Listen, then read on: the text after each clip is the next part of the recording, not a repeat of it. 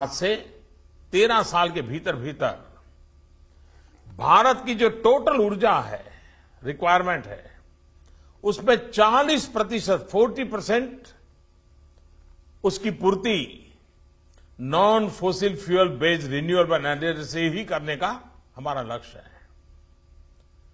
2022 भारत की आजादी के 75 साल हो रहे हैं और जब भारत की आजादी के 75 साल हो रहे हैं तब 2022 में हम सोलार के क्षेत्र में क्या इनिशिएटिव ले सकते हैं, रिन्यूएबल एनर्जी में क्या इनिशिएटिव ले सकते हैं। भारत ने संकल्प किया है 175 गीगावाट रिन्यूएबल एनर्जी का, बहुत बड़ा लक्ष्य है। सरकार, समाज, संस्थाएं जिस प्रकार से आज आप 3 मेगावाट लेकर के आए हैं, जितना ज्यादा हम उपयोग करेंगे, मानव जात की, प्रकृति की, परमात्मा की बहुत बड़ी सेवा होने वाली है। इस काम में आप भी जुड़े हैं, मैं आपका बहुत बहुत अभिनंदन करता हूं। और वैसे भी आप प्रकृति की रक्षा के लिए अनेक काम भी कर रहे हैं, उससे भी बहुत लाभ मिलेगा, उससे भी फायदा मिलेगा। उसी प्रकार से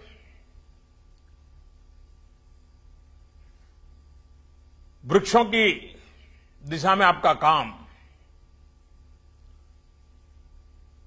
हमारे यहां तो पौधे को ही परमात्मा मान गया है। हरित क्रांति, दुग्ध क्रांति, ऊर्जा क्रांति, कई ऐसे काम हैं जो प्रकृति की रक्षा करेंगे, मानव को भी एक नई दिशा देंगे। उस पर आप काम कर रहे हैं, मैं आपको बहुत बहुत बधाई देता हूं। आपके द्वारा ये पता होगा कि भारत सरकार ने एक इनिशिएटिव लिया ऊर्जा की बचत के लिए, एलईडी बल्ब का। इस एलईडी बल्ब करोड़ों की तादाद में आज करीब 22 करोड़ एलईडी बल्ब नगरपालिकाओं ने, महानगरपालिकाओं ने, लोगों ने अपने घरों में लगाए हैं और इससे करीब 11,000 करोड़ रुपए की बचत सामान्य मानवी को हो रही है। आपका ब्रह्मा कुमारी का 8,500 केंद्र हैं, लाखों कार्यकर्ता हैं। जैसे आपने सोलार एनर्जी के द्वारा एक दिशा दी है, घर घर एलईडी बल्ब के लिए भी आपके सभी ब्रह्मा कुमार और ब्रह्मा कुमारी देश में एक जागृति ला सकते हैं। उसके कारण ऊर्जा की बचत होगी, गरीब आदमी के जेब में पैसा बचेगा, सामान्य मानवी के जेब में पैसा बचेगा, म्युनिसिपैलिटी, कॉर्पोरेशन के पैसे बचेंगे, उस और काम में ला सकते हैं। और जो एक जमाने में 400-500 रुपए में एलईडी बल्ब बिकता था, आज 50-60-70 रुपए में एलईडी बल्ब मिल रहा है। तो एक बड़ा काम ब्रह्मा कुमारी के द्वारा समाज में जो चल रहा है, उसमें इस काम को भी जोड़ा जा सकता है। आज हम इंपोर्टेड डीजल, पेट्रोल पर डिपेंड करते हैं। अगर हम पवन ऊर्जा, पानी से ऊर्जा, सूर्य शक्ति से ऊर्जा, इस पर अगर हम बल देंगे तो भारत को ये बाहर से पेट्रोलियम के लिए इतने रुपये खर्च करने पड़ रहे हैं, अरबों खरबों रुपये जा रहे हैं, वो बचेंगे जो हिंदुस्तान के गरीब के काम आएंगे। उस दिशा में आपका ये योगदान अपने आप में एक सही दिशा का काम है और इसलिए आप अभिनंदन के अधिकारी हैं। हमारे शास्त्रों ने हमें प्रकृति का शोषण करने का हक नहीं दिया है। एक्सप्लॉयटेशन ऑफ द नेचर, ये हमारे यहां क्राइम माना गया है। हमें मिल्किंग ऑफ द नेचर, प्रकृति का दोहन करने का ही हक है और उस काम को करने में आपका प्रयास जरूर काम आएगा।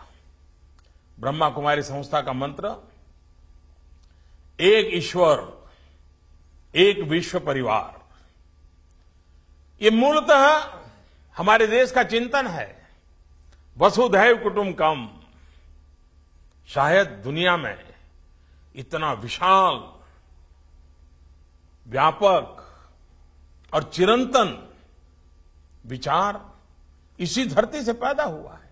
समय समय पर उसके वाक्य रचना अलग होगी, अभिव्यक्ति अलग नहीं होगी,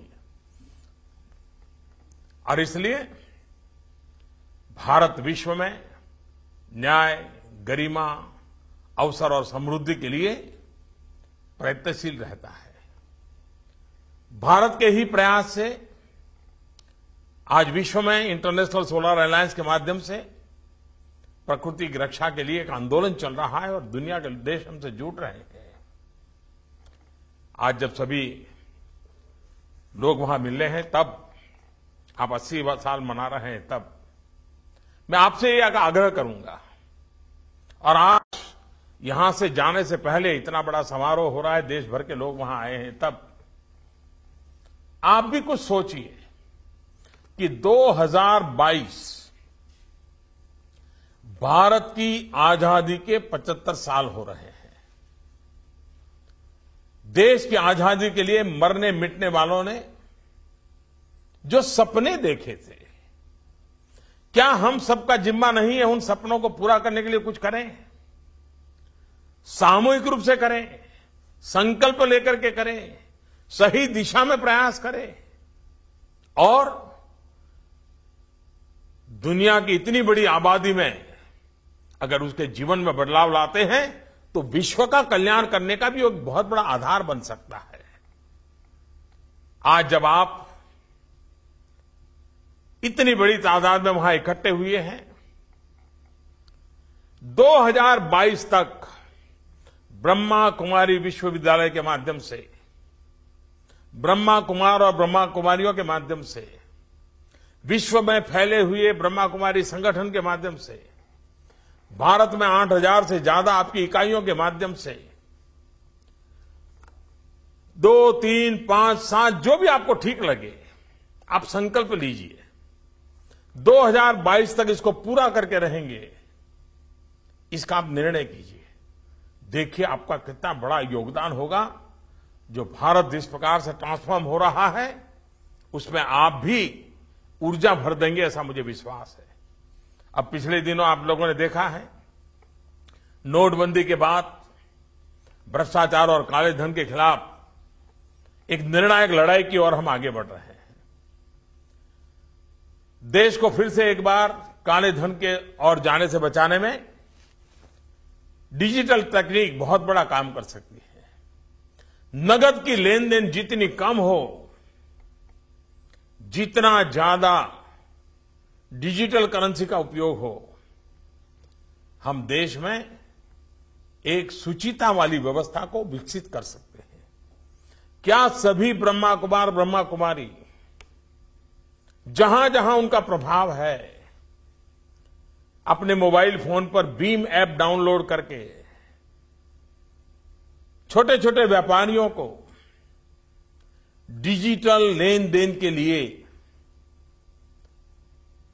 नगद से मुक्ति की दिशा में जाने के लिए प्रयास कर सकते हैं क्या?